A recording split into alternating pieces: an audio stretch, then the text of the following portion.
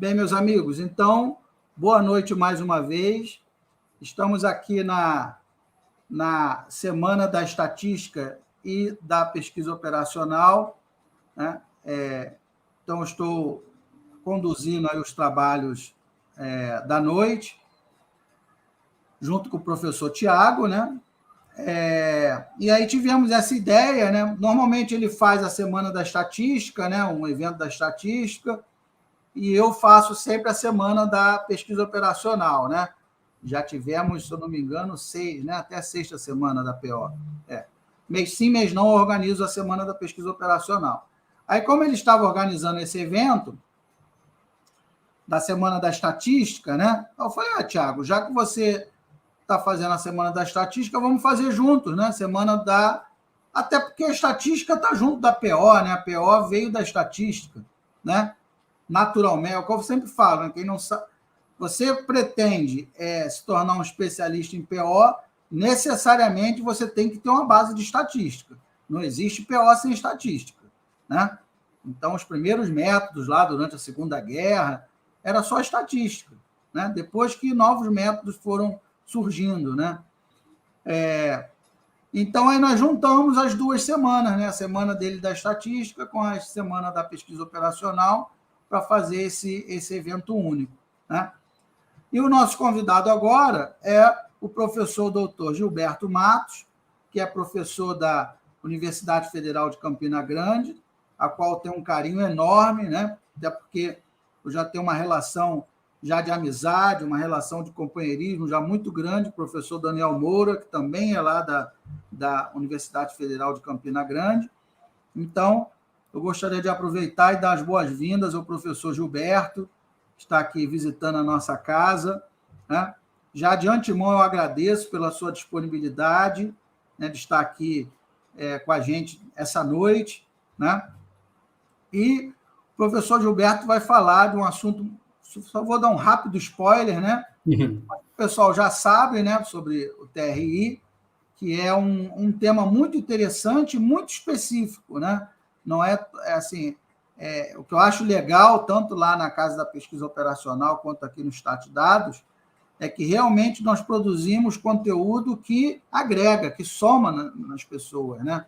Não é enrolação, não é enganação, realmente é um conteúdo que você não consegue achar, você até consegue achar, mas não de uma maneira tão didática, tão simples, né? Então,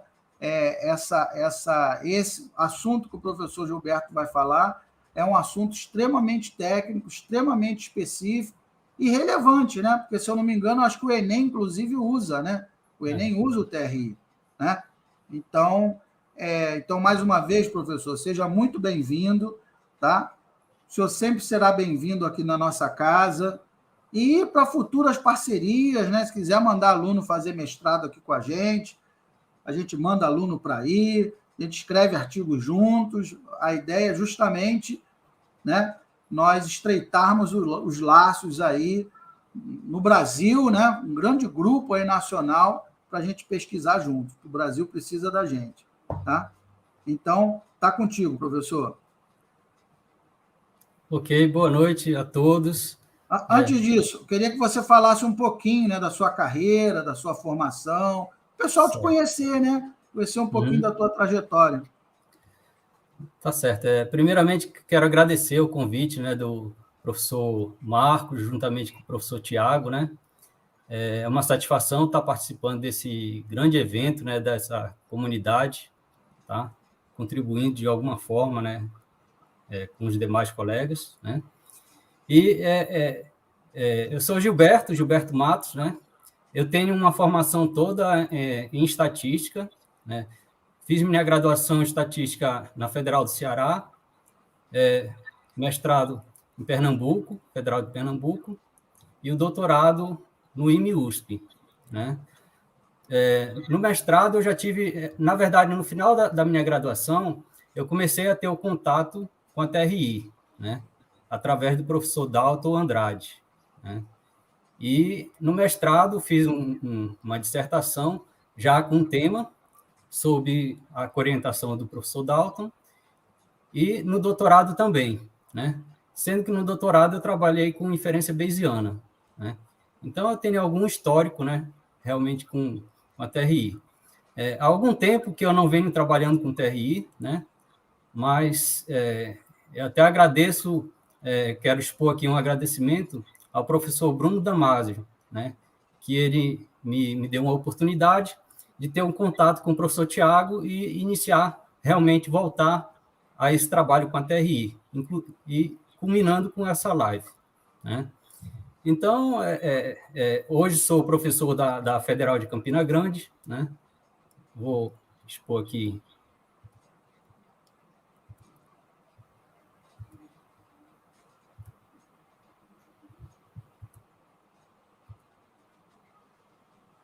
E começou a compartilhar minha tela.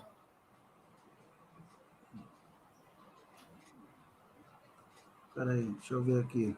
Coloca o seu slide aí para a gente ver se... Espera aí.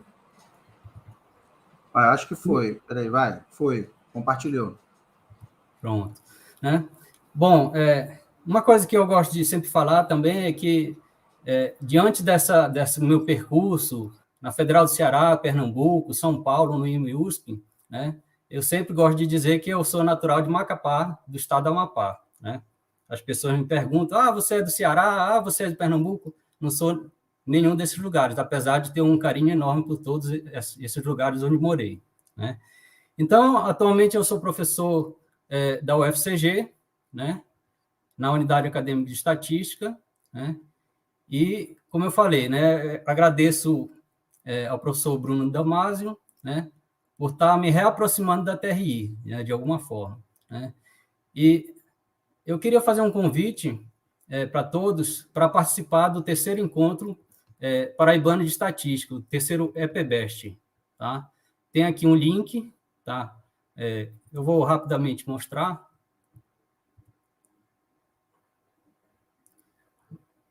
Um evento que vai acontecer próxima segunda, quarta e sexta, tá? Haverá mini cursos, né, palestras, né? E aí vocês podem acessar esse site que vai estar no meu slide, tem o link, e aí vocês podem acessar, fazer a inscrição, né? Que é um evento que promete ser sucesso, tá bom? Talvez esse slide da minha apresentação fique disponível para vocês. E aí eu tenho aqui meus contatos, e-mail, LinkedIn, Instagram, certo? Para possíveis contatos, quem tiver interesse em aprofundar, em discutir a teoria da resposta ao item, né? Eu tenho o maior prazer em poder conversar com vocês sobre isso. Ok? Bom, aqui está o escopo da minha apresentação, né? Eu vou falar sobre um problema, os dados a serem analisados, fazer uma introdução, um pouco de teoria para compreender a TRI, né? Vamos falar de modelos unidimensionais da TRI, específico para a resposta do tipo dicotômico, né? E aí vamos trabalhar no sentido de vamos para o R analisar dados, né? E as referências bibliográficas. Então, quando o Tiago me convidou para esse trabalho, né, eu fiquei imaginando que tipo de dado analisar, né?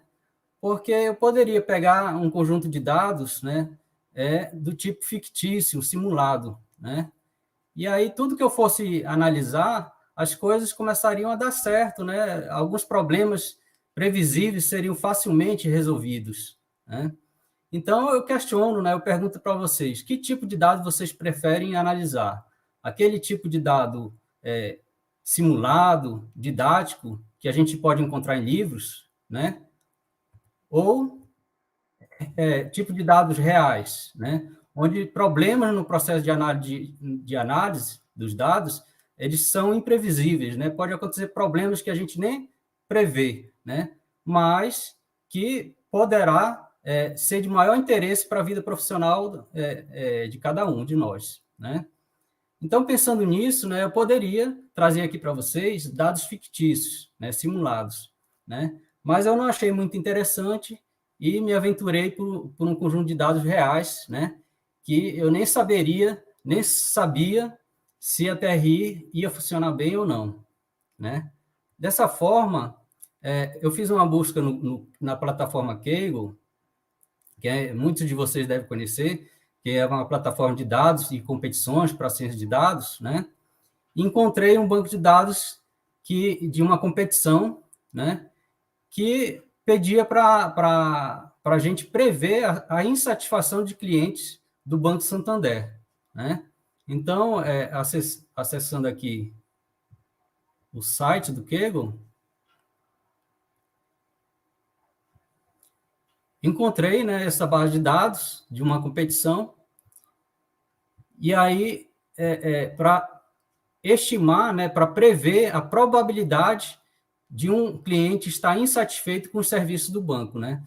E aí tem eles forneceram 3 bases de dados, tá? Essa competição aconteceu em 2016, né? Já foi concluída essa competição, né? E aí eles forneciam 3 bases de dados, uma base de dados de treino, uma de teste e uma de modelo para poder submeter os resultados às previsões e que serem comparados com os dados reais que, no caso, somente a plataforma tinha disponível junto com eles. Então, na base de dados treino, né, para quem está acostumado com análise de ciência de dados, geralmente a gente pega um conjunto de dados e divide numa parte de treino, né, um conjunto de observações de treino, para treinar o modelo, ajustar o modelo de previsão, e depois uma base de teste. Para o quê? Para com um modelo já estimado, com os parâmetros estimados no modelo, aplicar os dados de teste e fazer a previsão das respostas, né, que nos interessam. No caso aqui, nesse problema, interessa dizer se o cliente está insatisfeito ou não, né? E aí, verificar a qualidade desse ajuste utilizando a base de dados de teste. Tá? Então, na base de dados de treino, existe 76 mil de treino aqui. Acredito que eu teria aqui.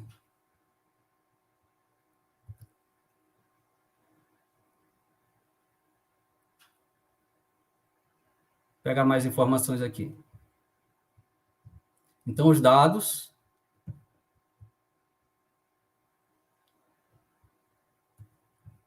aqui de treino, nessa base de treino,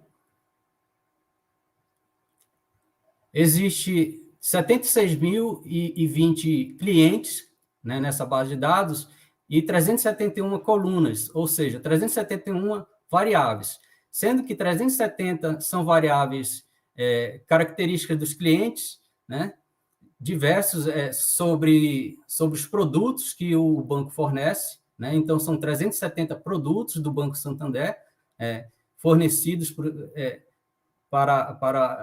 como serviços para os clientes. E a última coluna é a variável target, que é uma coluna que diz se o cliente está satisfeito ou não. Na verdade, insatisfeito, a resposta seria 1, né? Ou não insatisfeito, que a resposta é 0, né? O objetivo é prever a insatisfação. Então, o sucesso, nesse caso, é o número 1, a resposta positiva. Sim, estou insatisfeito. Então, a previsão dessa insatisfação é o objetivo dessa base de dados. Tá? Então, na base de treino, tem 370 variáveis de produtos que o banco fornece. A última coluna é a variável target, que diz se o cliente está insatisfeito ou não, né? E a base de dados de teste é para poder verificar se o modelo prever bem ou não. Isso no contexto de ciência de dados, ok? Então, essa foi a base de dados que eu resolvi como competidor, né, provável competidor, né, se eu tivesse naquela época buscando esses dados, estivesse com esses dados, né? Aí eu pergunto para vocês, né? Que tipo de técnicas vocês sugerem para abordar esse problema? Ou seja, eu tenho 370 variáveis associadas a produtos fornecidos pelo banco, né? e aí essas variáveis, eu tenho observações para cada cliente nessas 370 variáveis, e aí eu tenho uma última variável que é dizendo se ele está insatisfeito ou não. E eu quero prever essa insatisfação, né, com os serviços do Banco Santander. Então, eu pergunto para vocês que tipo de técnicas a gente poderia trabalhar, né, para resolver esse problema, né? Ideias poderiam ser regressão logística, né, que a gente vê na estatística, utilizando máxima verossimilhança, ou num contexto, numa abordagem por modelos lineares generalizados, né? Os cientistas de dados poderiam abordar o problema por machine learning, né? Utilizando regressão logística também, mas com conceito de medida de informação, né? Poderia também trabalhar com o algoritmo KNN do vizinho mais próximo, que utiliza medida de distância, similaridade, né? Poderíamos trabalhar com o algoritmo de Naive Bayes, que é um classificador probabilístico, redes neurais, deep learning, ou outros tantos algoritmos que hoje nós temos disponíveis, né? Então, todas essas técnicas, tá? A gente pode, na maioria dessas técnicas, a gente tem um conjunto de variáveis explicativas, né, que são as 370 produtos do banco, de serviços prestados pelo banco, e a última variável é uma variável resposta ou dependente. E aí poderíamos imaginar a regressão, né, a regressão logística, por exemplo. E são modelos de dependência, né? A gente tem um conjunto de variáveis explicativas e uma resposta dependente, então uma relação de dependência, né? E aí seriam as técnicas mais sugeridas, né? Nesse contexto, sugeridas para abordar o problema da insatisfação dos clientes do Banco Santander. E eu, de uma outra maneira, resolvi tentar resolver esse problema com a TRI, tá? Tentar prever a insatisfação ou o nível de insatisfação dos clientes do Banco Santander, tá? E através do nível de insatisfação, criar alguma medida, né, ou uma probabilidade, né, de tal forma que com essa probabilidade eu classifique, né? Se existe uma grande probabilidade de insatisfação, eu classifico o cliente como insatisfeito com o Banco Santander. Caso contrário, ele não está insatisfeito, portanto, ele está satisfeito, né? Então, essa é a ideia, né? É a proposta do trabalho que a gente vai desenvolver nessa noite. Tá?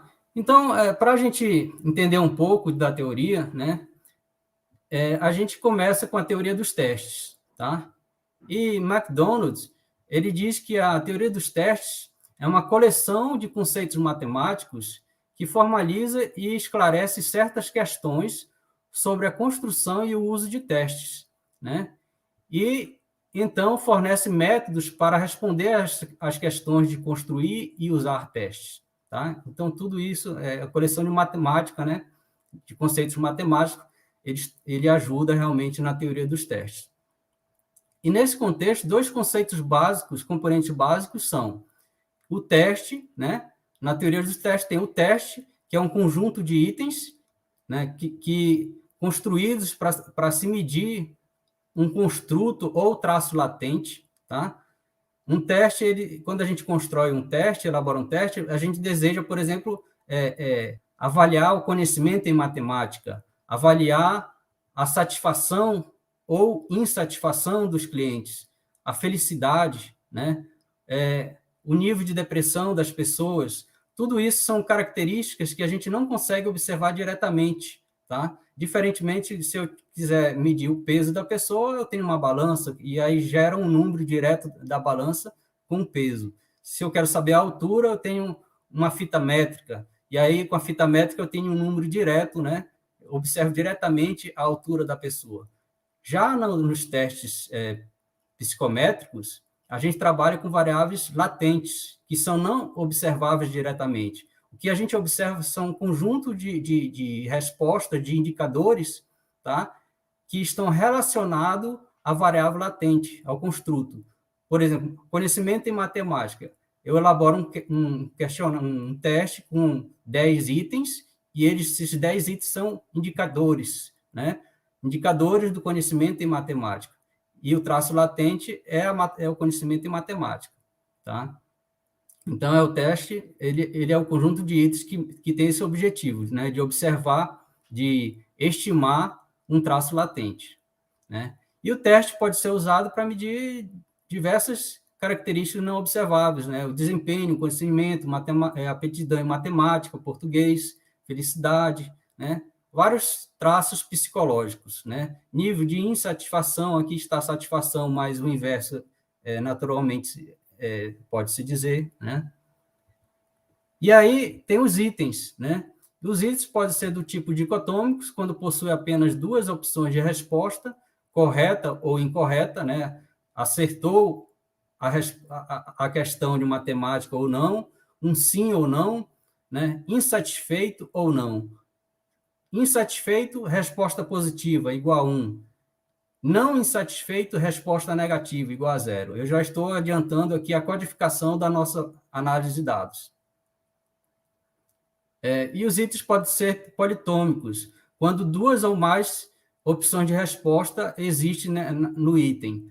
Por exemplo, na resposta de escala do tipo Likert, né, que tem desde discordo totalmente, discordo, neutro, concordo e concordo totalmente. Então, eu tenho mais de duas opções de resposta, né? Então, o item pode ser do tipo politômico. E aí, na teoria dos testes, existem duas abordagens, né? Existe a teoria clássica do teste, onde a unidade de análise é geralmente a pontuação total, ou seja, o score total do respondente, né? No nosso caso, vai ser o score total dos clientes, né? Cada cliente tem um conjunto de itens, né? Ele vai dizer se está insatisfeito ou não. E eu somo as respostas positivas, cada resposta positiva diz que está insatisfeito com um certo produto. Quando eu somo, eu tenho um total de respostas positivas ao total de insatisfações, de produtos que estamos insatisfeitos. E aí eu tenho um total de insatisfação dado pelo score de cada cliente, tá? E também tem o score, digamos, score do item, né? Quanto mais reclamações existem sobre o item, insatisfação, ou seja, respostas positivas iguais a 1, maior é o índice de reclamação sobre um determinado produto do Banco Santander. E aí é um score, né, o total de respostas de reclamações sobre o produto é um score total baseado no teste, como um todo. Já a teoria moderna do teste, uma das teorias relacionadas à teoria moderna do teste é a teoria da resposta ao item, né? De modo que o próprio nome já diz, né? A teoria da resposta ao item. Então, o foco não é mais o conjunto de itens total, né? Não é o score total de respostas, mas sim a resposta ao item, né? O foco é na unidade item, né? E aí a teoria clássica de teste, embora sejam fáceis de usar e computacionalmente eficiente, ela tem várias limitações, incluindo sua abordagem ao nível do teste e pontuações score, que depende dos itens, né, do teste, né? Por quê? Por exemplo, num teste de conhecimento em matemática, um aluno que consegue um score alto, né?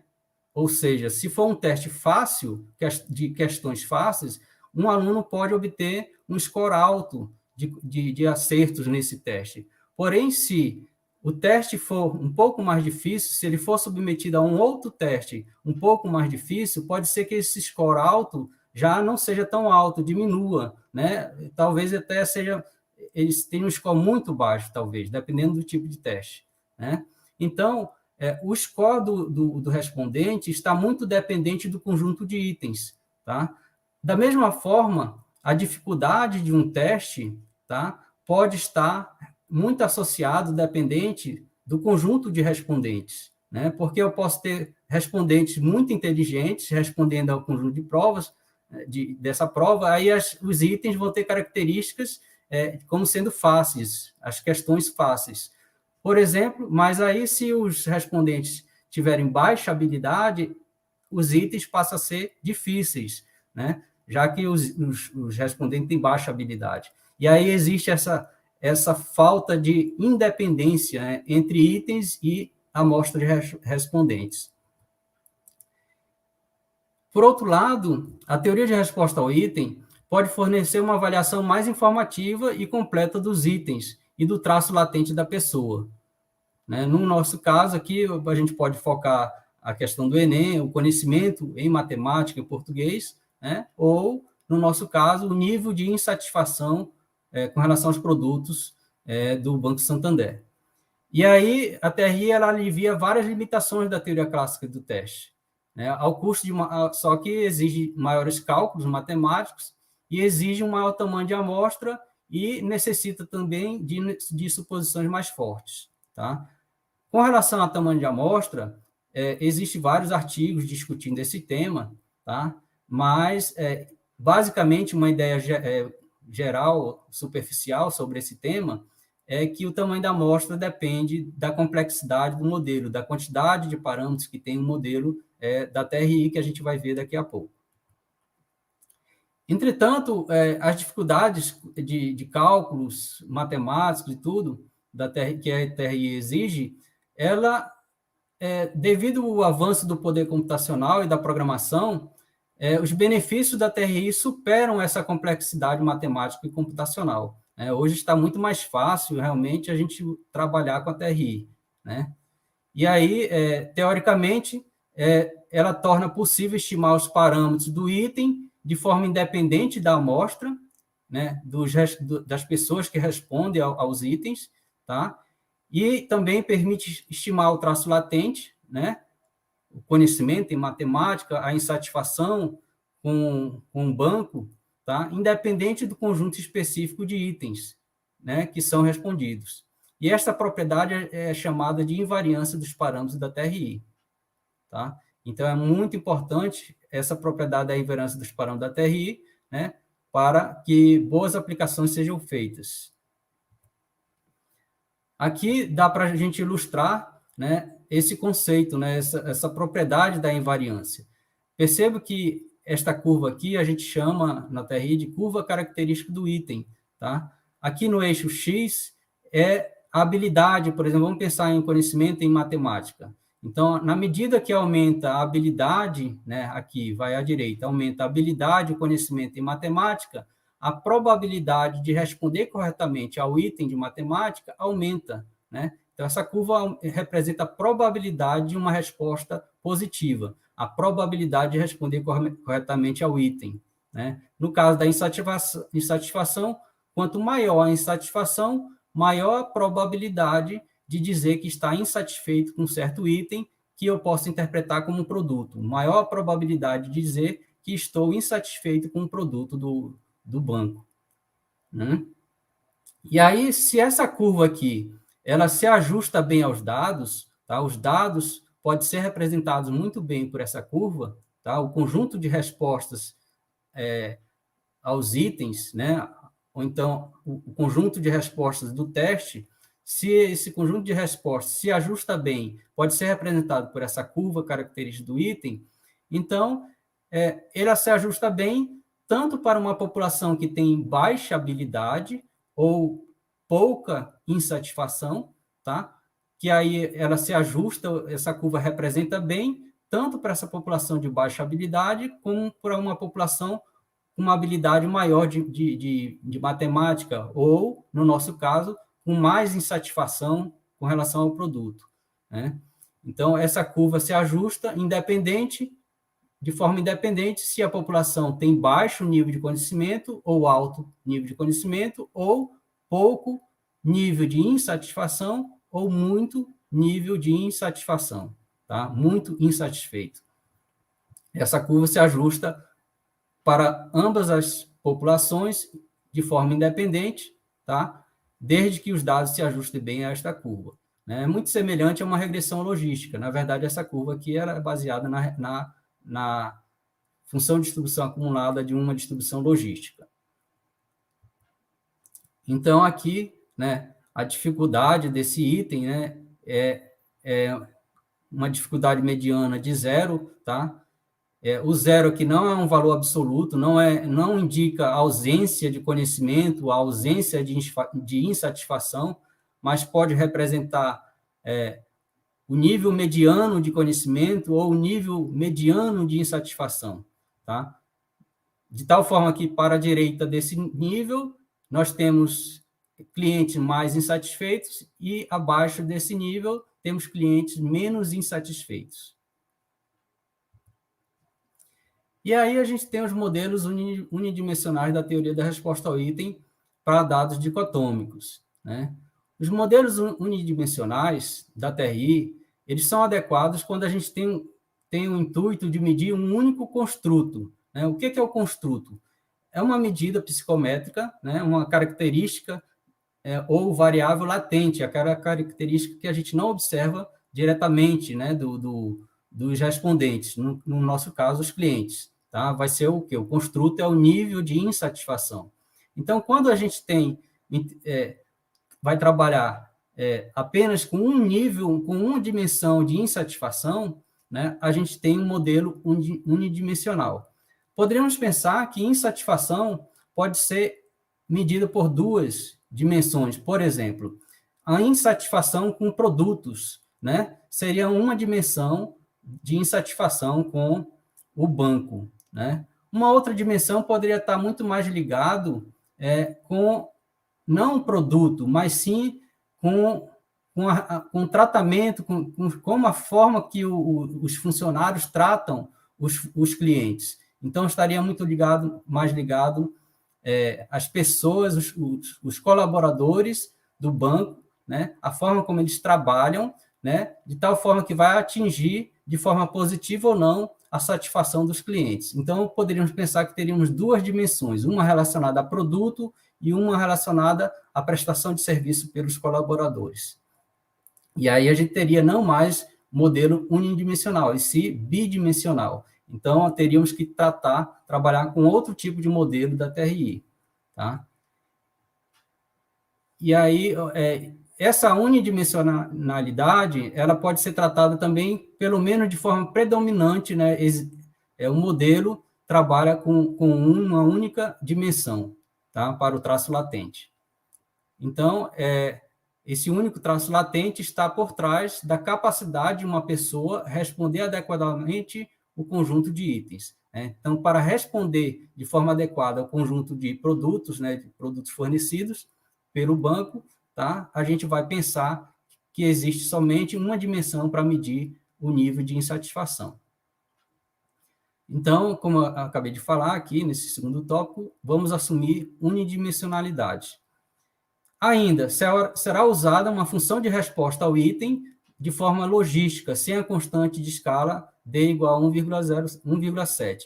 Essa constante serve para aproximar a curva característica do item de uma função de distribuição acumulada da normal padrão, a ogiva normal, porque os primeiros modelos surgiram com a ogiva normal, para representar a curva característica do item ou função de resposta ao item, que é essa curva que eu acabei de apresentar há pouco aqui com vocês.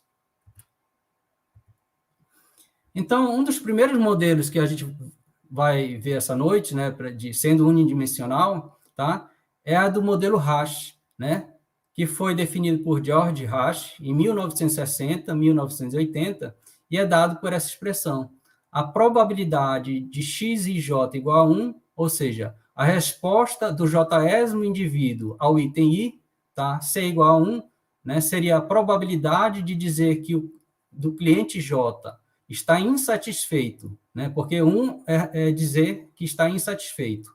A resposta positiva é dizer que está insatisfeito. A probabilidade de dizer que está insatisfeito, dado a insatisfação θj, tá, então é igual a exponencial de θj menos bi, dividido por 1 mais exponencial de θj menos bi.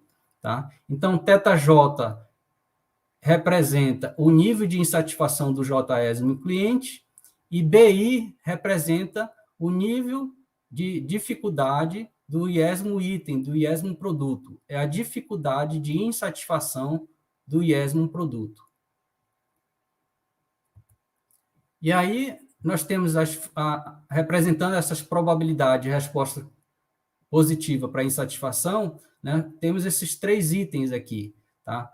Percebo que esse item do lado esquerdo, tá, o verde, está aqui num nível de -2. Quando a insatisfação do cliente é -2, ou seja, ele é pouco insatisfeito, tá?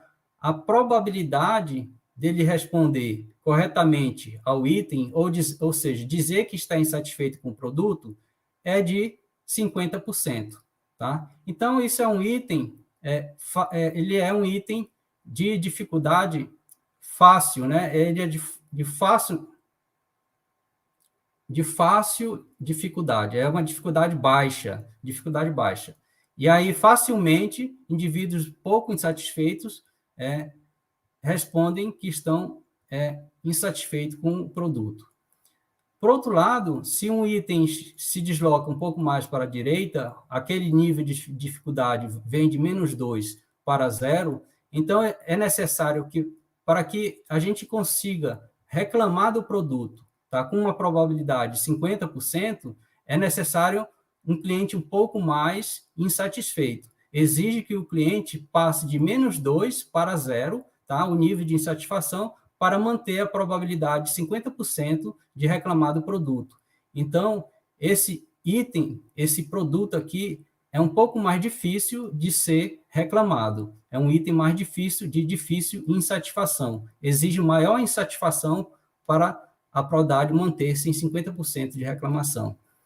Da mesma forma, esse item vermelho exige uma insatisfação 2, tá? Bem maior, para manter a probabilidade de reclamação de 50%. Então, é um produto do banco que de difícil insatisfação. Exige clientes muito insatisfeitos para começar a ter reclamações sobre esse produto. Tá?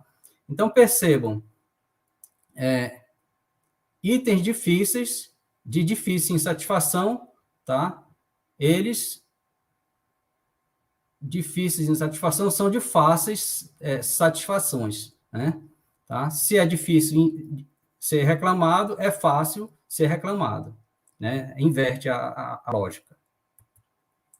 Um outro modelo, uma parametrização, na verdade, alternativa do modelo Rasch, considera no lugar de θj menos BI, considera θj mais DI, tá? Na verdade, o menos BI é igual ao DI, né? E esse DI aqui, DI é menos BI, chama-se de facilidade de insatisfação do IES no produto. Tá? Ao invés de dificuldade, o menos BI, que chama-se de DI, é a facilidade do item. Tá? E ele também é chamado de intercepto. E essa parametrização aqui é melhor utilizada para efeitos computacionais. Na hora de implementar algoritmos de estimação, tá, para estimação do modelo, dos parâmetros do modelo, tá, essa parametrização aqui ela é muito mais conveniente, tá, computacionalmente falando.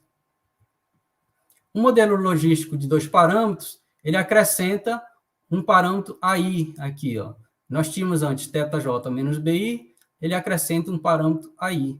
O parâmetro AI ele está relacionado com a discriminação do item. É uma característica, além da dificuldade do item, tem o parâmetro AI, que é a discriminação do item. Tá? Todos os demais parâmetros são análogos ao modelo anterior de Rasch. Tá? Um caso particular desse modelo logístico de 2 parâmetros é o de um parâmetro logístico.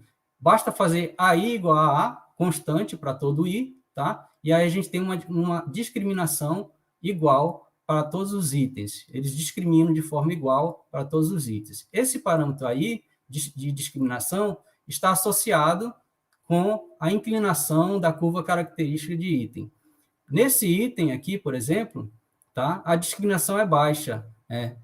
Tem um nível de dificuldade mediano, em torno de 0, e a discriminação 0,3.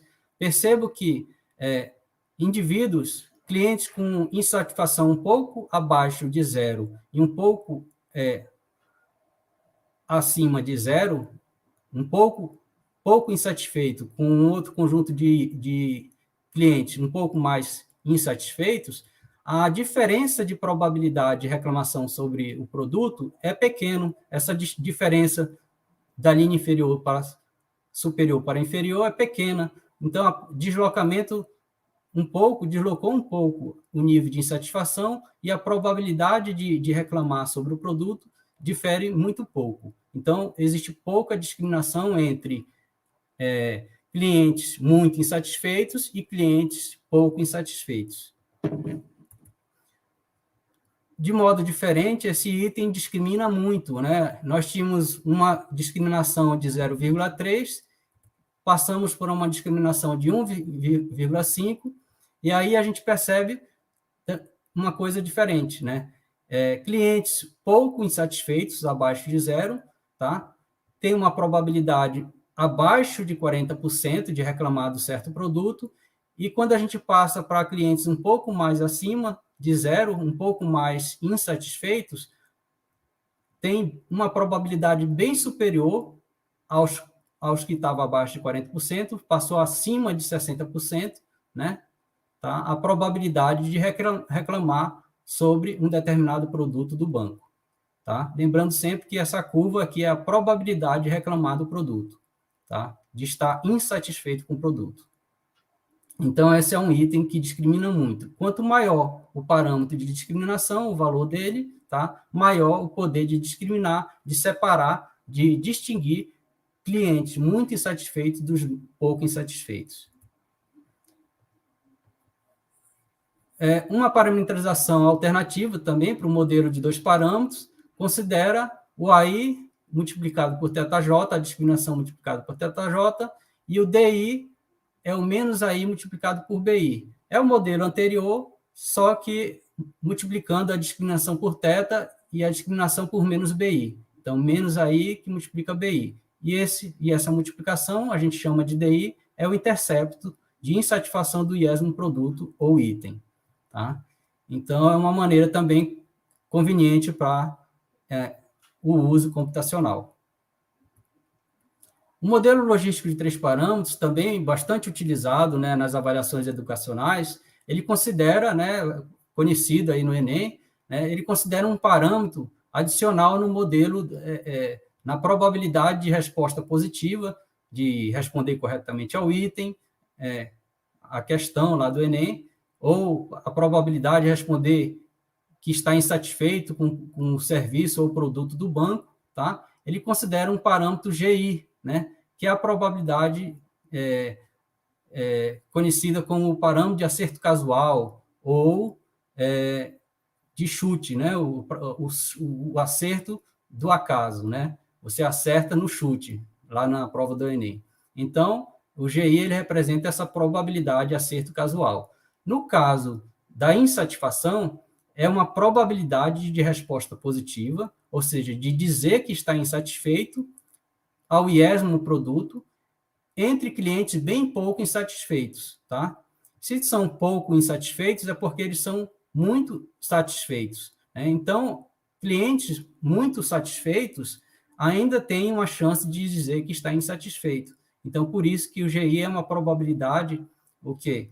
É um parâmetro de reclamação ao acaso entre clientes bem muito satisfeitos, né? Então, ainda que clientes estejam muito satisfeitos, pode ser que ele, ao acaso, diga que está insatisfeito, tá? Então, é essa interpretação do parâmetro do modelo logístico de 3 parâmetros, né? A probabilidade de chute, no caso educacional, no caso, transferindo para insatisfação, é essa que a gente acabou de falar. E aí, uma curva característica, né?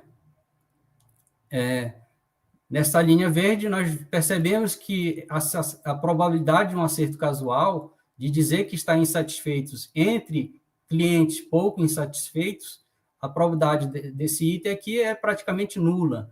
Por outro lado, existe uma chance maior do que zero, uma probabilidade maior do que zero, de dizer que está insatisfeito entre os clientes pouco insatisfeitos, né? Ou seja, muito satisfeitos. Então, ele aqui acima de 20% essa probabilidade de resposta positiva ao acaso, tá?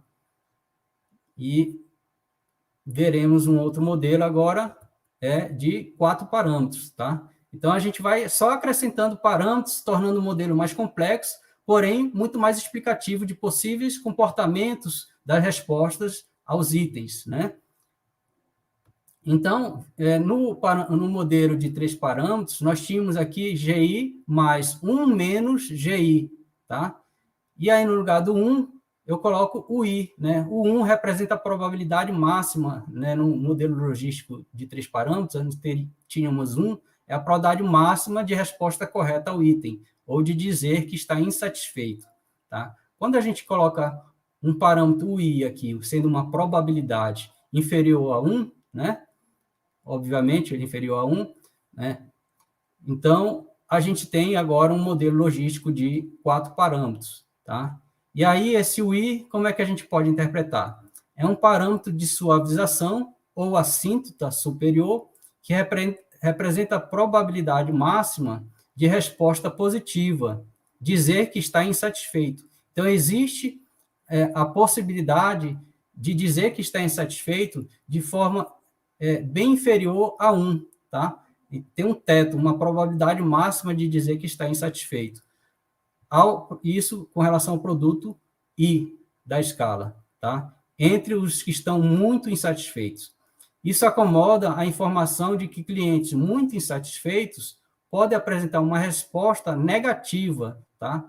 Se a probabilidade de responder positivamente tem um teto, tá? Então, existe uma probabilidade de responder negativamente. O cliente está muito insatisfeito, mas ele vai, devido a algum descuido ou acaso, ou por falta de interesse em responder a questão, ao item, ele diz, não, eu estou muito insatisfeito, mas eu vou responder que não estou. Então, ele responde 0. Então, isso é acomodado pelo parâmetro UI, o quarto parâmetro do modelo logístico do modelo logístico. E aí, representamos aqui, né, por exemplo, essa curva característica de linha verde, eu tenho que o I é igual, aqui seria o verde, pronto, aqui é o 1, né, é 0,87. Então, a probabilidade máxima de dizer que está insatisfeito com um certo produto é de 0,87. Então, mesmo indivíduos com muita insatisfação, eles não vão responder, não chegam à probabilidade 1 de dizer que está insatisfeito. É, no máximo, 87% a probabilidade de dizer que está insatisfeito. Então, por acaso, ele pode responder que não está insatisfeito. A resposta é ser 0, né? Dizer que não está, mesmo estando muito insatisfeito. Então, esses modelos tornam-se cada vez mais complexos, né? Porém, comportando mais informação sobre os possíveis comportamentos das respostas aos itens. Suposições importantes para a TRI. Para a gente aplicar de forma bem sucedida a TRI, 3 suposições devem ser atendidas. A dimensionalidade, que a gente já comentou, a gente vai supor que estamos medindo insatisfação por um único traço latente, não existe 2 ou 3 dimensões para medir a insatisfação. Por exemplo, insatisfação com o produto, insatisfação com o serviço, insatisfação, digamos, com taxas, né? Não existe multidimensionalidade, tá? E aí, Riquet, em 1990, diz que o número de dimensões necessárias define como o número de dimensões necessárias para resumir os dados, tá? Que resulta da interação do conjunto de testes, de itens, né? E o grupo de respondentes. Então, é o que a gente precisa, a dimensão do traço latente que a gente precisa para responder, para representar o comportamento das respostas aos itens. Outra suposição, a independência local. Ela diz o seguinte, a independência é uma independência condicional das respostas aos itens quando a gente conhece a característica latente do respondente, no caso, o nível de insatisfação do cliente. O que isso quer dizer? Em aplicações dos modelos unidimensionais, assume que a especificação de um único traço latente, tá, é suficiente para explicar todas as associações entre as respostas dos itens. Tá?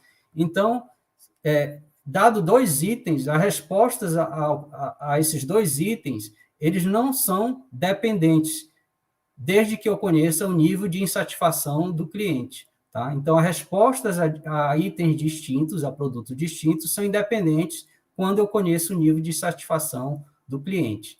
Tá? Então, dado o nível de conhecimento de insatisfação do cliente, eu tenho respostas independentes aos itens. Os itens são respondidos de forma independente. Então, essa é a ideia da independência local. Então, é importante essa suposição no modelo da TRI.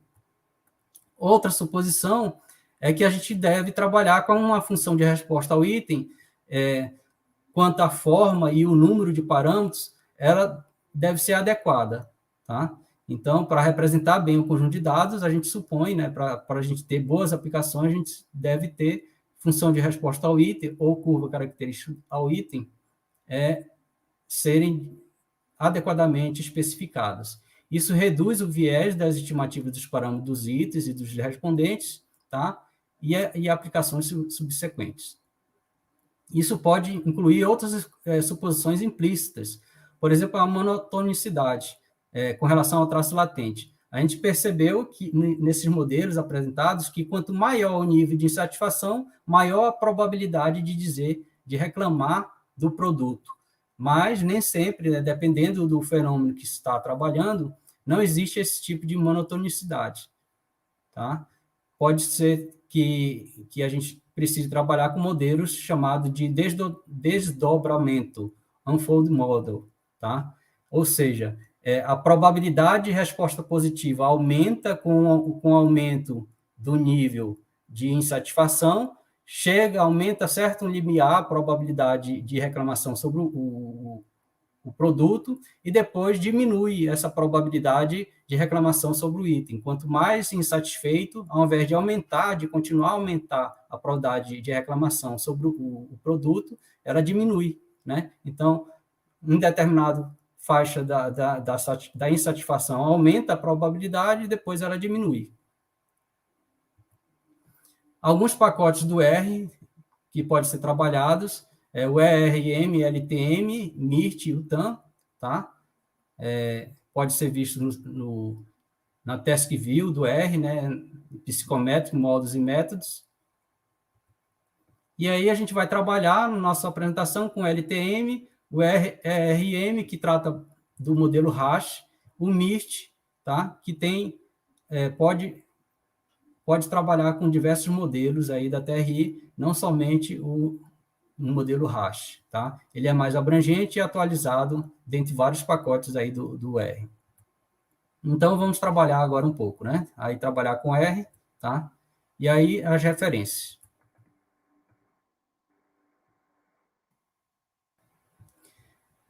Então,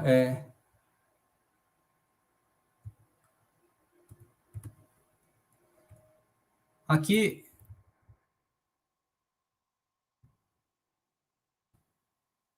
são os comandos para trabalhar, colocar na pasta do meu trabalho, né? Aqui a dimensão do conjunto de dados, fiz a leitura dos dados, são 76.020 clientes, 68 variáveis nessa base de dados, sendo que, na verdade, duas, elas não nos interessam. Uma primeira, aí eu confesso para vocês, vou revelar um segredo aqui, eu acabei utilizando o Python para organizar a base de dados, para somente então usar aqui no R. Organizei, fiz uma garimpagem, né, no conjunto de dados do Santander, selecionei somente as questões, os itens dicotômicos, tá? Tinha alguns itens, alguns produtos sem variabilidade, ou seja, todos respondidos como satisfeitos com o produto, aí tive que eliminar e tudo mais, e aí eu trabalhei no Python, né, para somente depois vir aqui para o R. Mas sem problema, né? E aí, a variável target eu armazenei para usar depois, eliminei a variável target da base de dados, armazeno aqui a quantidade de itens que a gente pode precisar depois, então tem 66 itens no final, depois de 370 variáveis que o Banco Santander, o Kaggle, fornecia, tirei somente as dicotômicas, limpei aquelas que não tinham variabilidade, fiquei apenas com 66 variáveis dicotômicas que eu poderia trabalhar na TRI. Armazenei o nome das variáveis. Um detalhe, nesse banco de dados, as variáveis tem apenas o nome das variáveis, mas não tem especificando, né, o dicionário, o significado de cada variável, o que dificulta um pouco a análise, né, a interpretação dos resultados. Para simplificar, eu renomeei o nome das variáveis para item 1 até item 66, tá? Para facilitar a identificação dos itens. E aí, enquanto roda aqui uma função descript, sim, aqui eu comecei a trabalhar com o pacote LTM, tá? E a função descript, ela faz estatísticas da teoria clássica de testes, tá? Então, enquanto isso, eu vou falar um pouco da interpretação da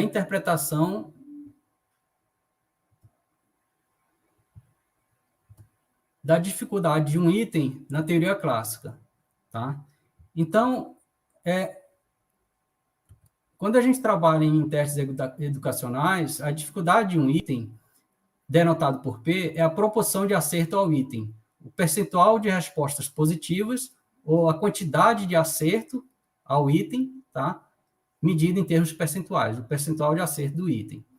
E aí, então, quando a proporção é pequena, a proporção de acerto é pequena, então o item é difícil, né? Dificilmente as pessoas conseguem acertar, né, o item. Então, exige nível de habilidade maiores, tá? Para se obter uma resposta positiva ou correta para o item. Então, proporção pequena de acertos, o item é difícil. Por outro lado, proporção grande de acerto, tá? A maioria consegue acertar o item, então o item é fácil, tá? Mesmo com menores habilidades.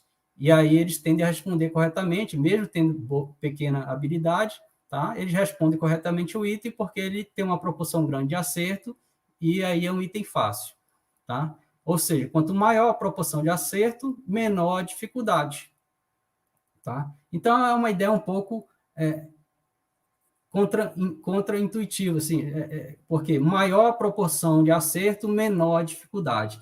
Tem pessoas que preferem dizer que o parâmetro não é de dificuldade, e sim de facilidade, porque quanto maior a proporção de acerto, proporção grande de acerto, né? Então, é porque o item é mais fácil, né? Então, a facilidade aumenta do item, a facilidade do item aumenta. Então, quanto maior a proporção de acerto, maior a facilidade. Mas, sendo dificuldade, né, a dificuldade é menor. Maior proporção de acerto, menor a dificuldade. Quando a gente interpreta dificuldade no contexto de insatisfação, nós temos que a dificuldade do item é a proporção de insatisfação do item. A proporção de clientes que respondem que estão insatisfeitos com o produto. Então, uma proporção pequena de insatisfação diz que o item é difícil insatisfação, tá? Porque poucos reclamam desse produto. E aí exige um número, uma quantidade, um nível grande de insatisfação para dizer que está insatisfeito com esse item, no caso, um item de difícil insatisfação. Por outro lado, proporção grande de insatisfação, tá? É um item fácil, ou seja, de fácil insatisfação, porque muitas pessoas, né, estão reclamando do produto, então é grande proporção de insatisfação, então é fácil insatisfação. Então, mesmo poucos insatisfeitos, os clientes reclamam do produto, porque é fácil reclamar desse produto, né? Se é fácil insatisfação, é porque é difícil a satisfação. É o contrário, inverte tudo. O fácil muda para difícil, o insatisfação muda para satisfação. Fácil insatisfação, eu fico facilmente insatisfeito com o produto, né? Ou seja, dificilmente eu me satisfaço com o produto, tá? Então, é mais interessante para o negócio itens fáceis, tá? Item de dificuldade fácil, tá? De fácil insatisfação. Quando a gente se deparar com dificuldade fácil do item, a gente tem mais interesse, porque é um item mais difícil de ficar satisfeito. Então, enquanto isso, o programa rodou, tá? E aí aqui a gente tem as estatísticas iniciais da teoria clássica, tá? Vou chamar a atenção só de alguns itens.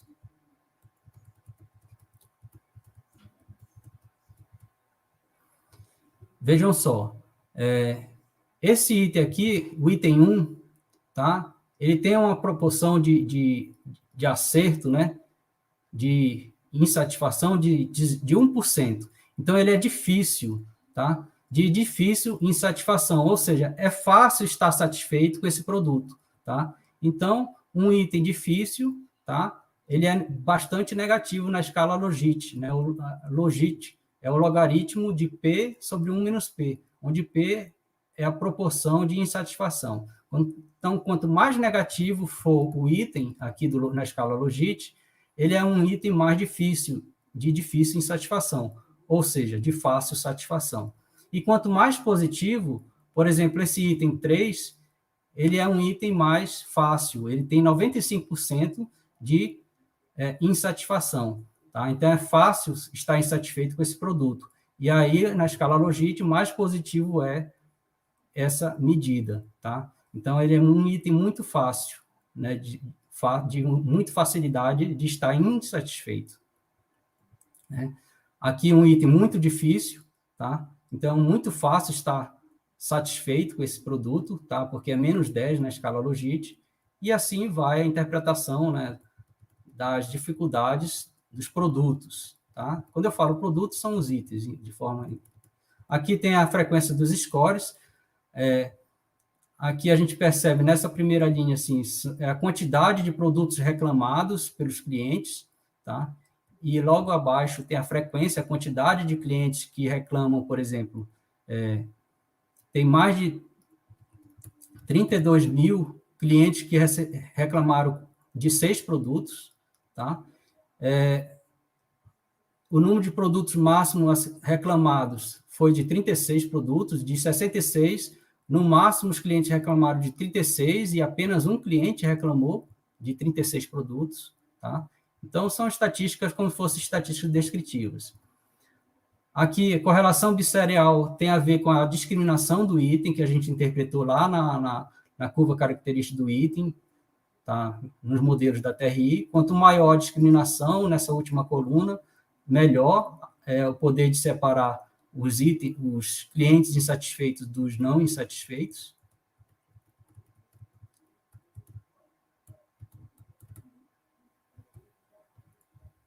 Aqui tem um alfa de Cronbach, que mede a consistência do teste. Será que o teste está medindo bem a insatisfação dos clientes? Segundo o alfa de Cronbach, aqui acima de 0,7, mede bem, sim, a insatisfação. Porém, a gente tem que ter cuidado com essa medida, porque a alfa de Cronbach é sensível à quantidade de itens. Quanto mais itens, tá, maior a intensidade e o valor do alfa de Cronbach. Então, poderá estar sendo influenciado pela quantidade de itens, por isso está alto esse valor.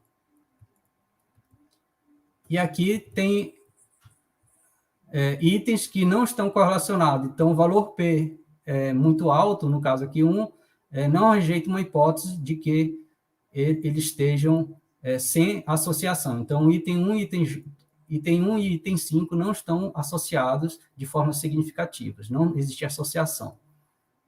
Tá? Então, vamos... aqui tem... Programei para verificar com mais detalhes o percentual, a dificuldade dos itens, tá? De dificuldade de insatisfação. Verifiquei se tinha produtos em que ninguém reclamou. Não existe produtos em que ninguém reclamou. Se aconteceu produtos em que todos reclamaram, 100% de reclamação, né? Seria a insatisfação, a dificuldade sendo 100% de insatisfação. Então, todos reclamaram, não houve. A descritiva do percentual de acerto dos itens, tá, de reclamações. Então, a gente percebe que tem itens, um mínimo aqui muito, muito difícil. Então, de muita dificuldade de dizer que está insatisfeito para o produto, então é um produto que ele é facilmente aceito pelos clientes, tá?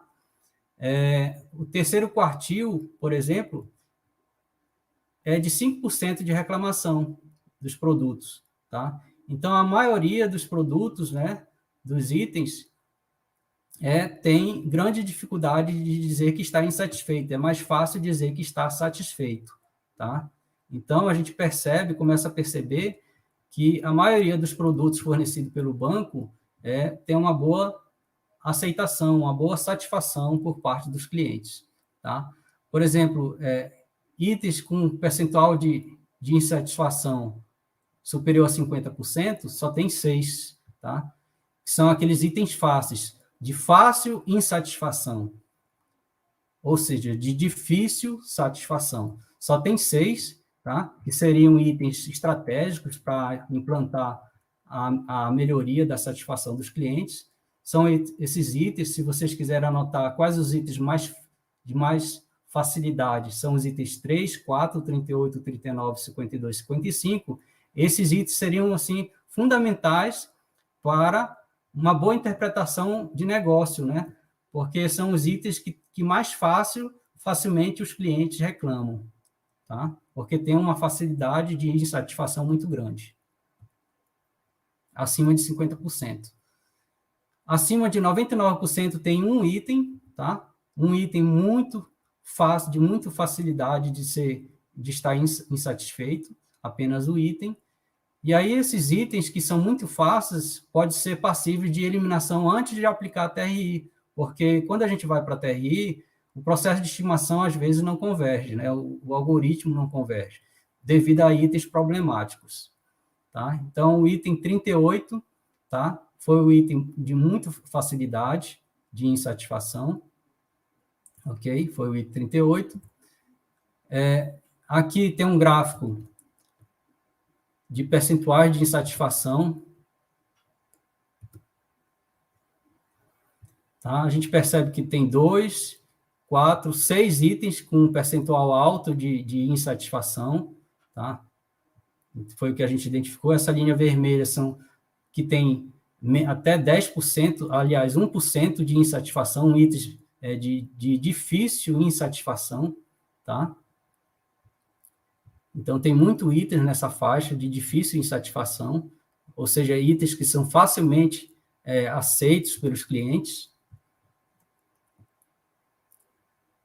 E aí, eu tenho 31 itens abaixo de 1% de insatisfação, tá?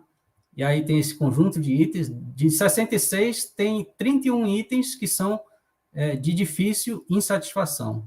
E aí eu armazenei esses itens muito difíceis para eliminar para a posterior aplicação da TRI, porque esses itens muito difíceis podem atrapalhar no algoritmo da TRI. Aqui é a distribuição dos scores, novamente, eu posso fazer um gráfico, a gente percebe que existe uma concentração de scores de insatisfação abaixo de 15, mais ou menos, né, de 20, tá? Então, tem poucos itens reclamados, né, pelos clientes, tá? Então, está muito bom aí para o Banco Santander, né? Pouca reclamação. Aqui, correlações bisseriais, tá? Que representa a discriminação dos itens no contexto da teoria clássica. E aqui eu fiz um gráfico, tá? Que representa a discriminação de itens. Alguns itens têm discriminação negativo, tá? Negativo que não é bom para a teoria da resposta ao item, tá? Porque implica um decrescimento da curva característica do item, na medida que a insatisfação aumenta. Isso não é desejável, tá? Então, a gente consegue identificar isso. A gente identifica quais são os itens com discriminação negativa, tem o item 3, 26, 27, e a gente já seleciona eles para eliminar posteriormente, antes de aplicar a TRI. Eu verifiquei mais informações, alguns itens que discriminam um pouco, tá? Selecionei os itens negativos, discriminação negativa, discriminação baixíssima, porque itens que não discriminam não interessam muito para a nossa análise de TRI. Aqui tem várias curvas características de item no contexto da teoria clássica, de todos os itens, na verdade. Eu vou chamar a atenção de alguns aqui, de 3 apenas, tá? Então, isso aqui podemos dizer que seja uma curva característica de itens, tá? No contexto da teoria clássica. Tá? Então, percebam essa curva com 8, é um item que ele tem uma dificuldade um pouco alta, tá? No contexto que exige scores de muita insatisfação, tá? Para ter uma resposta positiva de insatisfação com relação ao produto, tá? E ele é o quê? A probabilidade de insatisfação, de dizer que está insatisfeito, dentre os poucos insatisfeitos, é baixa, e aí clientes mais insatisfeitos começam a reclamar do item com maior proporção. Tá? Essa altura aqui é a proporção de reclamações dos itens, do item 8, tá? Para quem tem score de reclamação 25, 30, até um certo limiar próximo de 31. Tá? Então, é um item que tem um comportamento desejável. Né? O item 6, por outro lado, é um item difícil, tá? E não tem discriminação. Percebo que mesmo clientes com pouca insatisfação não respondem de forma negativa ao item, ou seja, diz que nega a insatisfação, ou seja, está satisfeito, né? Nega a insatisfação, a resposta é 0. E isso permanece para toda a escala do score de insatisfação. Mesmo pessoas com score alto de insatisfação respondem de forma negativa à insatisfação, ou seja, diz que está satisfeito. Por outro lado, o item 3, tá, ele tem uma discriminação negativa. Por quê? Clientes com pouca reclamação, tá, insatisfação, reclamam mais, tem uma proporção maior de reclamações, que representa essa proporção de respostas positivas, de reclamações ao item, e aí, quando a pessoa tem um score maior de insatisfação, a proporção de reclamação diminui. Né? Então, está contra a intuição. Quanto mais insatisfeito, eu reclamo menos. Não, não é assim que funciona. Né? Seria o contrário, como funciona o item 8. Então, essa é uma análise clássica dos itens, que já ajuda bastante para a compreensão dos nossos itens na TRI. Aqui só interpretando esses resultados, esse gráfico.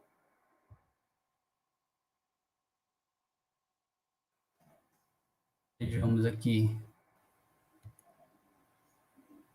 Aqui plotei outros itens, interpretação parecida, somente explorando para pegar itens que não sejam problemáticos para o TRI. Então, eu peguei aqui, criei uma variável item eliminar, itens a serem eliminados,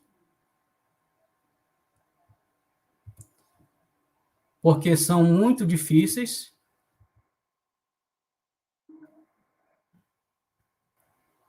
Eu vou deixar o item 38, ele é muito fácil, só que eu vou deixar o item 38 para análise da TRI, porque ele é estratégico para o negócio, tá?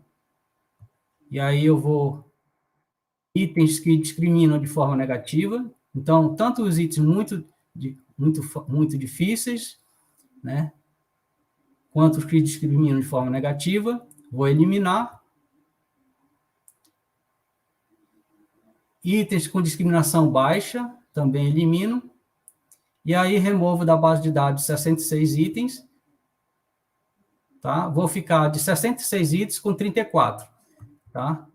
São 34 itens que eu vou começar a analisar na TRI, começando pelo modelo hash. Então, eu vou desabilitar o pacote LTM, tá? Então, deteste, tá?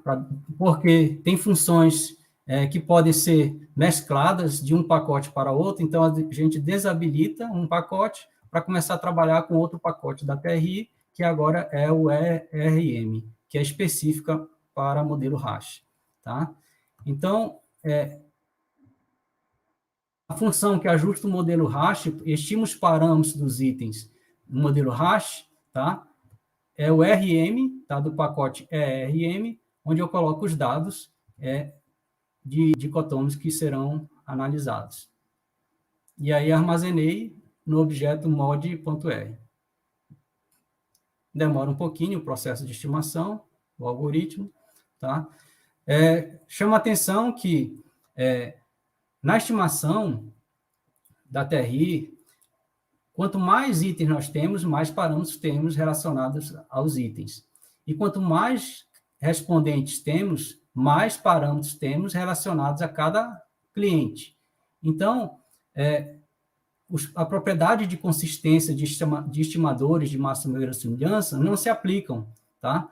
Porque quando aumenta a amostra no sentido de mais itens, maior o número de parâmetros. E quanto maior o número de clientes, maior o número de parâmetros dos clientes, tá? Então, não tem consistência na estimação dos parâmetros dos itens.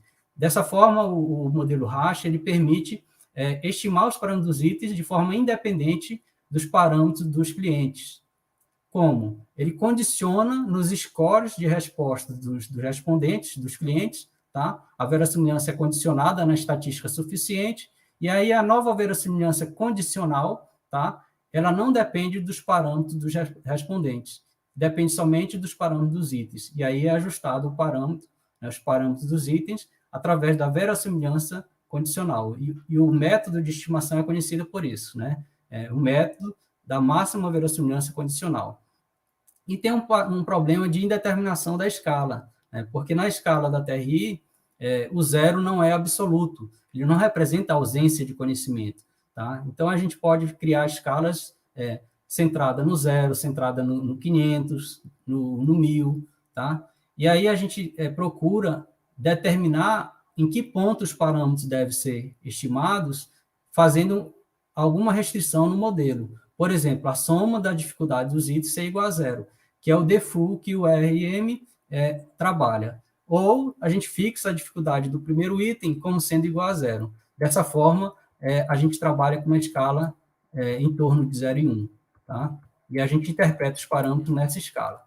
Eu vou focar aqui não no código que eu estou utilizando, mas sim nas interpretações dos resultados. Então, um outro comando, depois de estimar, ele verifica se o algoritmo convergiu. E foi igual a 1, ok. Então, o algoritmo convergiu. Ele conseguiu estimar os parâmetros. Aqui, um outro comando, ele nos dá as estimativas dos parâmetros dos itens, tá? No caso, a dificuldade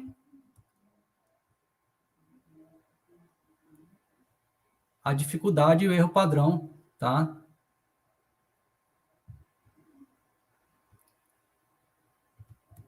A dificuldade e o erro padrão dos itens, tá? Então, se vocês lembrarem bem, o item 4 era um item fácil, então ele estimou aqui como sendo menos 4, tá? O item 4 era um item fácil, e estimou com menos 4, um erro padrão de 0,01, né? Tá? Alguns itens difíceis, por exemplo, o item 12, tá? É um item difícil. O item fácil, de fácil insatisfação, né? Facilmente a gente reclama do produto, tá? Então, é um item interessante aí para a gente trabalhar, né? Junto com o Banco Santander aí, no caso, tá? Para aumentar a satisfação dos clientes. Então, a gente observou alguns itens fáceis, o 4, o 38, que na teoria clássica já surgiu esse indicativo de item fácil, tá? Então, alguns itens fáceis identificados. Aqui, um comando que plota aqui o intervalo de confiança, tá? Para os parâmetros. Tem aqui um resumo das estimativas, tá? Ele solta um conjunto de estimativas do parâmetro de dificuldade do item, tá? Sendo que o primeiro item é o item 1, ele não é estimado porque tem a restrição, a soma das dificuldades é igual a zero, portanto, o último parâmetro, ou no caso, o primeiro, é obtido pela subtração dos demais, tá? Por menos a subtração dos demais. E aí, por isso não aparece aqui a estimativa do item 1, tá? Devido à determinação, a solução para resolver o problema de indeterminação do modelo. Então, tem as estimativas e Mais abaixo tem o parâmetro de facilidade, que ele solta também por esse comando, parâmetro de facilidade. Nós temos as curvas características do item.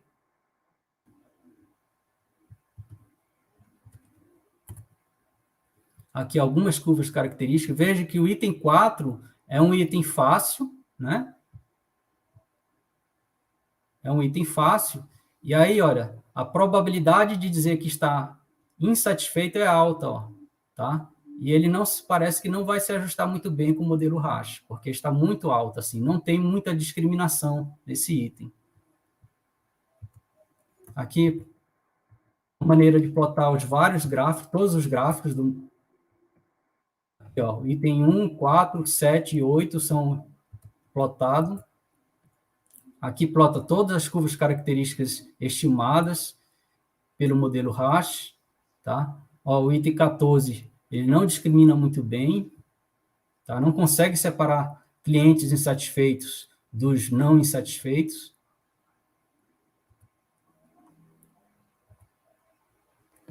Veja só, o item 38 é o item muito fácil que a gente tinha observado na clássica, ele permanece aqui, né, ao ajustar o modelo hash como um item muito fácil e sem discriminar. Praticamente tanto os pouco insatisfeitos quanto os mais insatisfeitos, eles dizem que estão o quê? Insatisfeitos com o produto.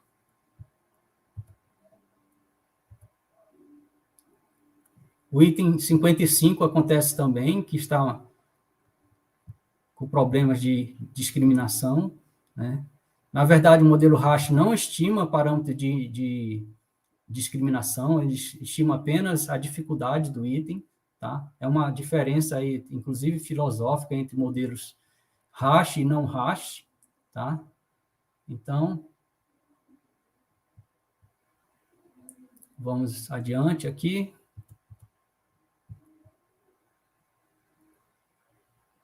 Aqui tem um gráfico com as curvas características empíricas, além da curva estimada com a linha sólida, tá? Tem os pontinhos que representam a curva característica empírica, tá? Então, a gente percebe que existem itens que não estão ajustando muito bem, né, ao conjunto de dados, a curva característica empírica, né? Veja aqui o item 8, tá?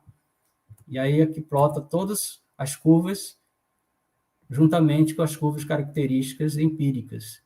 Aparentemente, o modelo hash não está captando bem as informações dos dados. Aqui, estamos passando para todos os itens.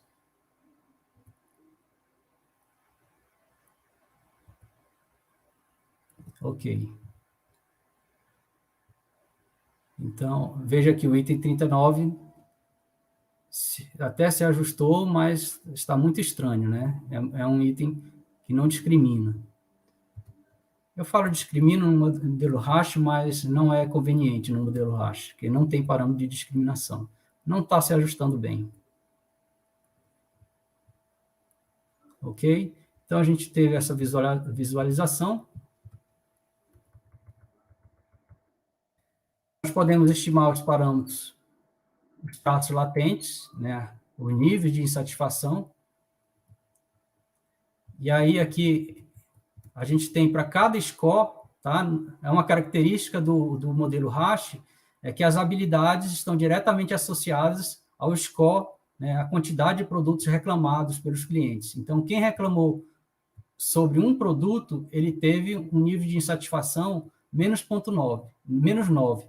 Então, é muito pouco insatisfeito, né, com o produto, ou seja, ele está bem satisfeito, tá? E aí, quem tem um score maior vai aumentando o nível de insatisfação. Quem reclamou sobre 31 produtos tem um nível de insatisfação de 3,61. É o nível de insatisfação alto na escala do modelo hash. Aqui eu posso plotar nível de insatisfação para todos os respondentes. Tem um gráfico aqui que é esse gráfico aqui abaixo. Eu tenho no eixo X é o score a quantidade de produtos reclamados versus, tá? Versus o nível de insatisfação estimado pelo modelo RASH. Então, quanto maior o score de insatisfação de produtos reclamados, tá? Como sendo insatisfeito, maior, tá?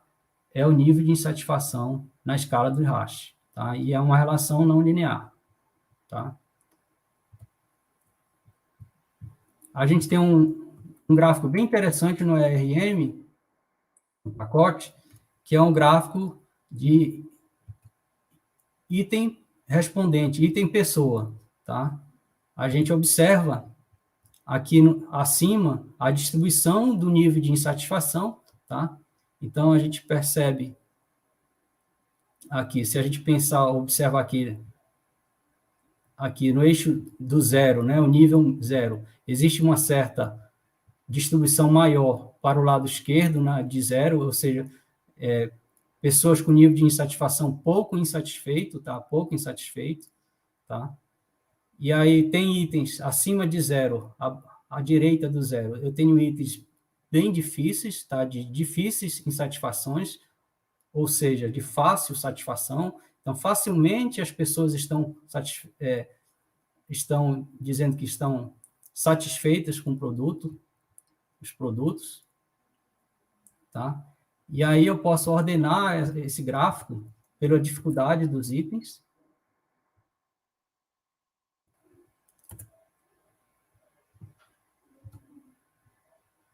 Aqui a gente percebe que tem 2, 4, 5 pontos bem fáceis, né? Então, são 5 itens de fácil insatisfação. São itens estratégicos, porque são produtos mais difíceis de atingir a satisfação dos clientes. Então, a gente poderia trabalhar com esses 5 itens, esses 5 produtos, para melhorar de forma mais alavancada, alavancar a satisfação de uma maneira mais intensa, tá? Aqui eu verifico uma quantidade de itens de fácil insatisfação. Tem 7 itens, na verdade, abaixo de zero, tá? Aí está identificado os itens de fácil insatisfação. Aqui um teste de razão, de verossimilhança, tá? De Anderson, para verificar a qualidade do modelo RASH, tá? E aí ele testa a invariância dos parâmetros do modelo RASH, né? Aquela propriedade lá que eu falei da invariância dos parâmetros, né? No início do trabalho aqui. Ele demora um pouquinho no cálculo. E aí o valor P, tá? Ele diz o seguinte, a hipótese nula é de que o modelo é adequado, o modelo RASH é adequado, tá? E aí ele rejeita a hipótese nula, porque o valor P é muito próximo de zero, ou é zero praticamente, né? Então, rejeita a hipótese nula de que o modelo RASH é adequado para esse conjunto de dados, tá? E a gente viu nos gráficos da curva de características, curva característica empírica, que os dados, o modelo não estava se ajustando muito bem. Aqui um outro teste, tá? Parecido com o de Anderson, tá? Também para medir a qualidade de ajuste do modelo.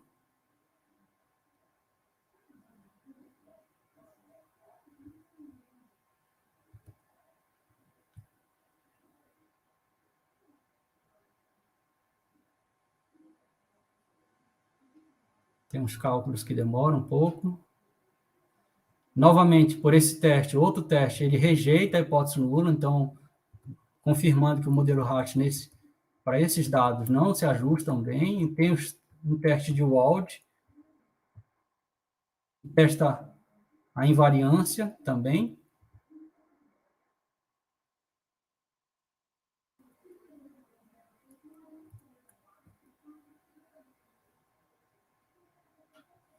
A gente faz um teste ao nível do item, tá?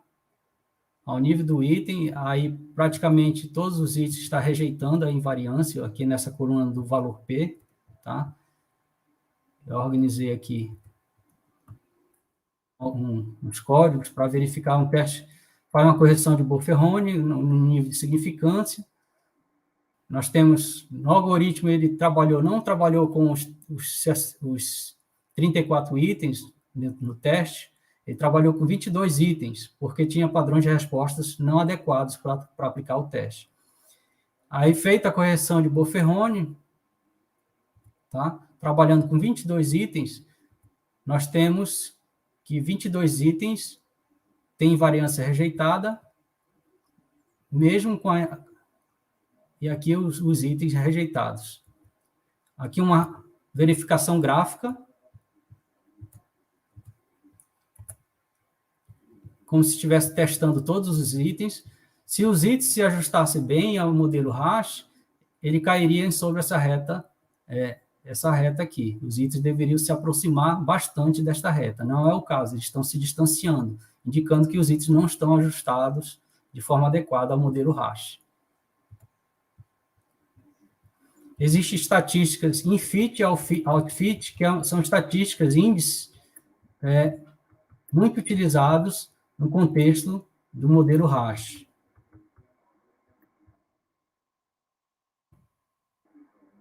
Tudo isso para a gente verificar a qualidade, né, do modelo, né, se o modelo se ajusta bem aos dados.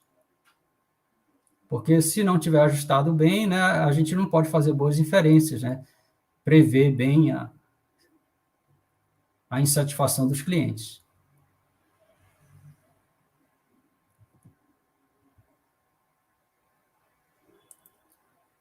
Aqui, estatísticas, índice in-fit e out-fit, tá? Quanto mais próximo de um for o in-fit e out-fit do mean square, tá? Do mean square, quanto mais próximo de um, melhor a qualidade é o ajuste do item. E tem o valor absoluto da estatística padronizada, né? O T-in-fit e o T-out-fit, né? Onde o critério é o quê? Se o módulo da estatística T for maior do que 3, então o ajuste do modelo não é adequado, tá? Se for maior do que 3. Está demorando um pouquinho aqui.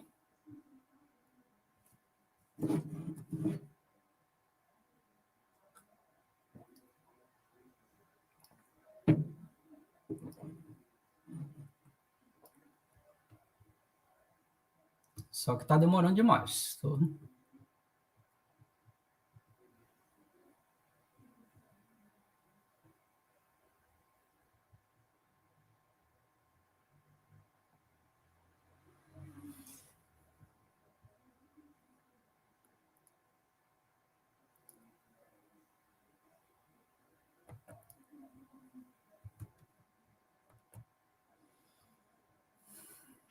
Ao vivo acontece, né? Vamos fechar alguma coisa aqui.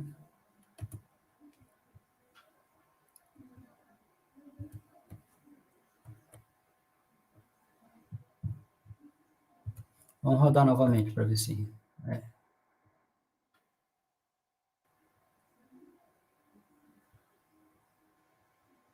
Quando eu testei anteriormente, não demorava tanto assim.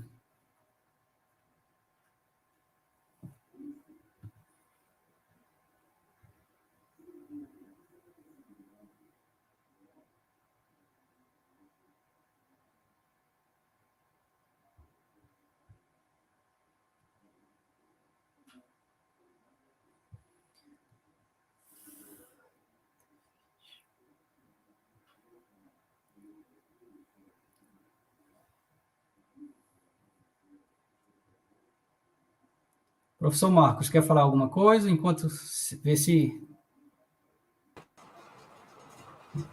Isso aí é assim mesmo, rodando ao vivo Mas quando eu rodei aqui, não demorava isso, não. Eu estou sem saber o que está acontecendo. Isso acontece mesmo. Seria bom... Tá.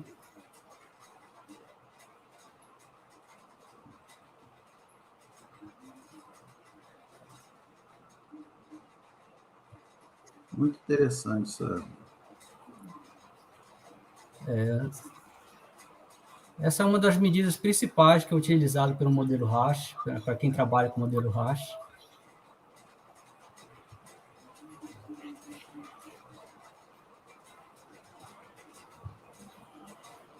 Estou sem saber o que fazer, ó. Não, deu para entender, pô. Isso aí é... O importante é o conceito, né? Você já mostrou aí vários... Tem muito material, né? Eu Muito posso pular material. aqui algumas análises e dizer o seguinte, certo? Eu ajustei, realmente deu bastante trabalho, tem muita coisa aqui ainda a apresentar em termos de análise, tá? E, para resumir, o que aconteceu? Eu rodei esse modelo Rasch, ele não ajustou bem, tá? Aí eu rodei o modelo de 2 parâmetros logísticos. Lá acusou muitos itens mal estimados. Aí o que eu fiz? Eu eliminei esses itens que não foram ajustados adequadamente para o modelo. Ele soltou o resultado e ainda disse que a matriz não era positiva definida. É porque realmente não ajustou bem esse modelo.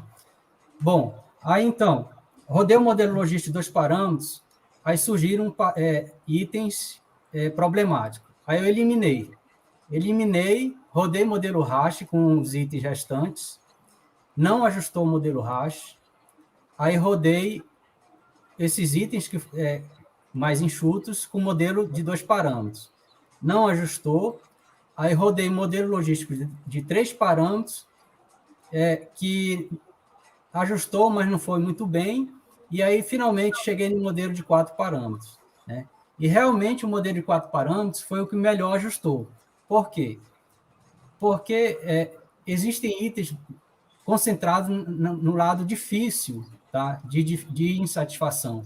Ou seja, ele privilegia clientes mais insatisfeitos. Como do lado difícil, clientes mais insatisfeitos são privilegiados pelos itens mais difíceis. Tá?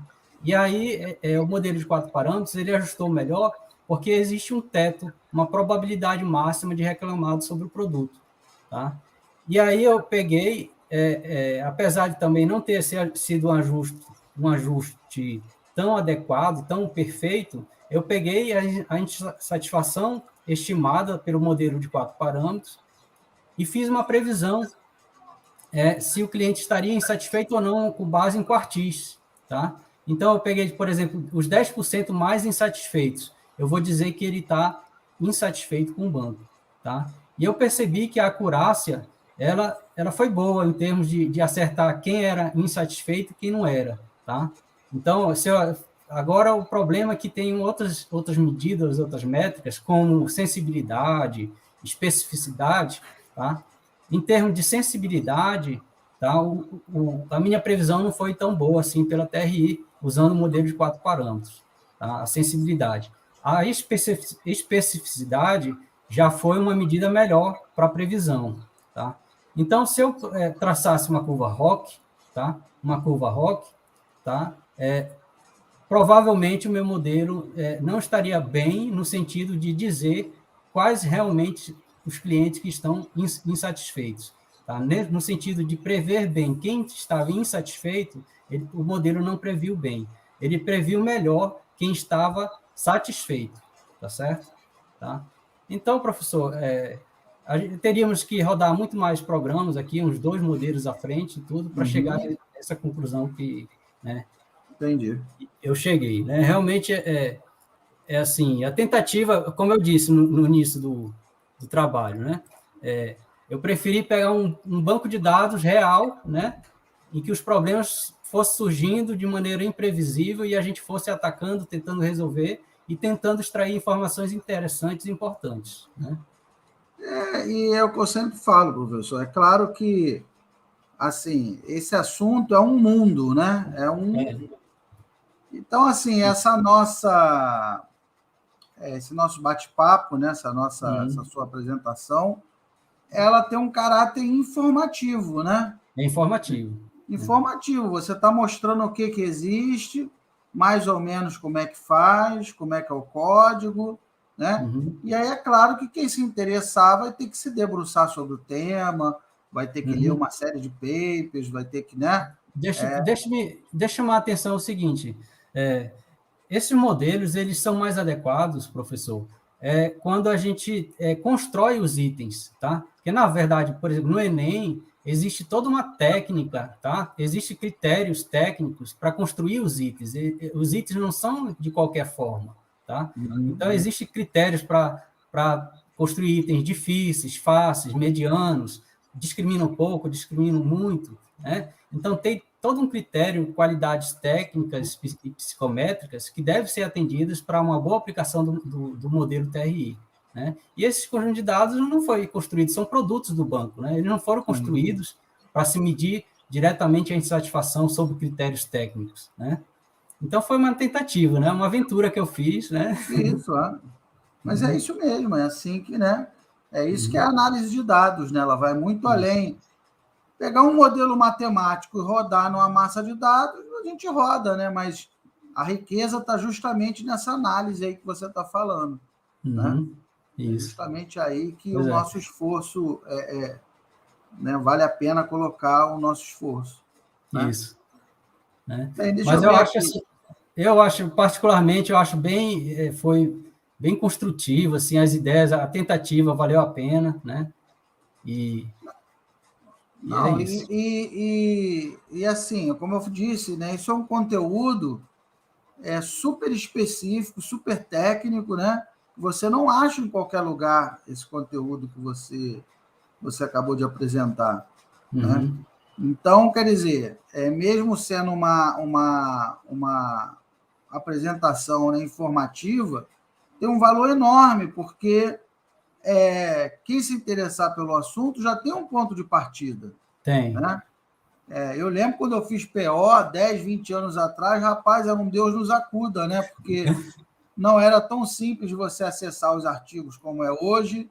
Aí você tinha que ir para a biblioteca da universidade, que lá tinha os periódicos impressos, né? Aí você pesquisava na biblioteca, enfim. E aí ia para a biblioteca da universidade, ficava estudando lá, né? E, quer dizer, hoje em dia é tudo mais simples, né? Você acha muita coisa na internet, você acha muita, né? Nós temos aqui as nossas lives e tal, explicando. Isso tudo facilita, né? Isso facilita muito. Facilita demais, né? Eu digo para os meus alunos que, às vezes, eu procuro orientá-los, né? E não ensinar tudo. Às vezes, com orientações, porque está muito fácil da gente pegar informações, aprender uma coisa aqui e acolá, né? Indicar um livro, não, esse livro aqui é bom, dá uma olhada nele. Né? Exatamente. Então, indicar um livro, indicar um canal, indicar uma, né? O nosso papel é esse mesmo, é só dar um norte, né? Ó, busca conhecimento ali, que o dali é bom, é de qualidade. Exatamente, né? Exatamente. Deixa eu ver aqui se tem algum comentário aqui para a gente comentar aqui. Deixa eu ver aqui. Deixa eu ver aqui se tem alguma dúvida. Deixa eu ver.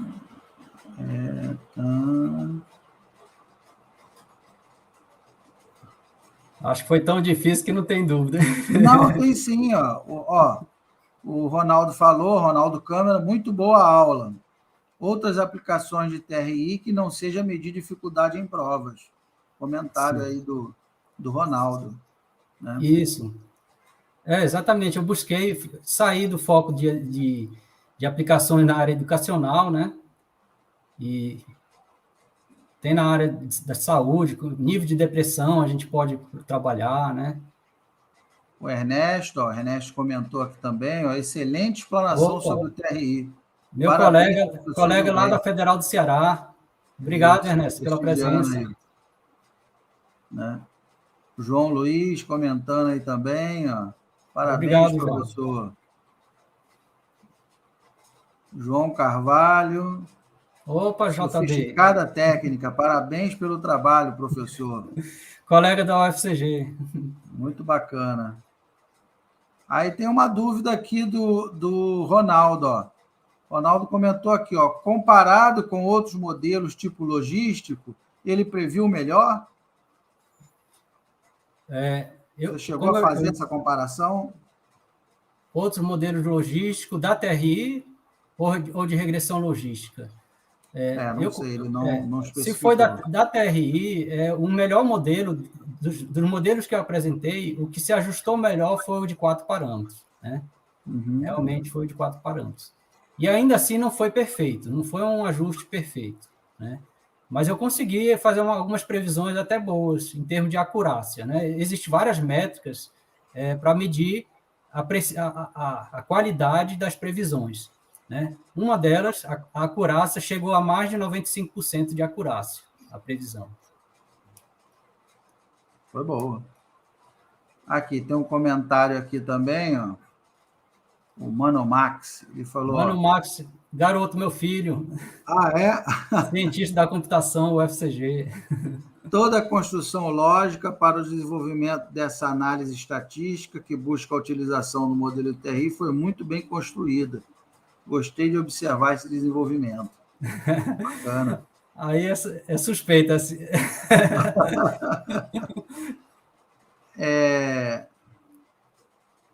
Aqui, ó, o Fernando Moreira perguntou o seguinte, ó, faz sentido utilizar o modelo de 3 parâmetros para analisar a satisfação? Bem, a gente tem que interpretar, né, os parâmetros, né, nesse contexto, né? O que é o terceiro parâmetro no modelo? É dizer, né, que está insatisfeito, mesmo estando pouco insatisfeito, né? Então, poderia ser, por exemplo, eu estou pouco insatisfeito, né? Mas eu, por acaso, por falta de cuidado ou desinteresse assim, em responder ao produto, se estou satisfeito ou não, eu digo que estou insatisfeito, né? Eu digo que estou insatisfeito. Então, é uma resposta positiva ao acaso, digamos, né? Ou por descuido, por não ter interesse em responder a questão daquele produto. Então, poderia fazer sentido nesse aspecto. Entendi. Bem, então é isso. A Olga está falando ali, filho de peixe, peixinho a Olga Maria. Bem, professor, então é isso, mais uma vez, nós estamos aqui encerrando as nossas atividades de hoje. Mais uma vez, aí gostaria de agradecer o carinho com que você trouxe essa apresentação. Eu sei que isso dá um trabalhão para fazer, criar conteúdo dá muito trabalho, né? Tiago, eu estou sempre trabalhando com o Tiago, tanto aqui no Stat Dados quanto lá na Casa da Pesquisa Operacional. E assim, a aula em si é o de menos, né? Você tem que preparar e dar aula, leva 1, 2 horas, mas acabou. A preparação é que, né? Você pegar ali um dataset e treinar o seu modelo e montar o PowerPoint, né? E ver se está dentro de um encadeamento lógico. Dá muito trabalho gerar esse tipo de conteúdo. Então, obrigado pelo seu carinho de estar aqui conosco essa noite. A casa é sua, sempre que quiser, pode vir, né? A gente bate um papo, enfim, né? Eu e o Tiago, a gente chama mesmo. Se quiser dar mini curso, se quiser escrever artigo, a gente escreve, enfim. Né?